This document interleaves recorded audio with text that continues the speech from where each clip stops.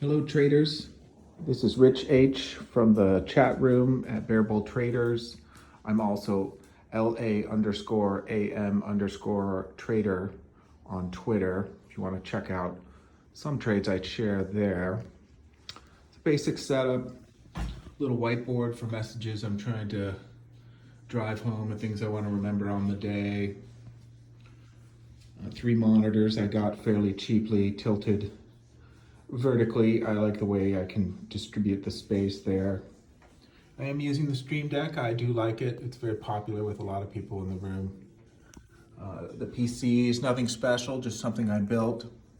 A friend sent me some specs. You know, probably about a $500 PC, nothing extravagant. And that's my layout. Got the chat room down here. I've got my trading buddies in WhatsApp right here, sharing all the good and the bad and the ugly with those guys. And we're learning together. Still loving the community, just wanted to share my setup, say hello to everybody. See you in the chat.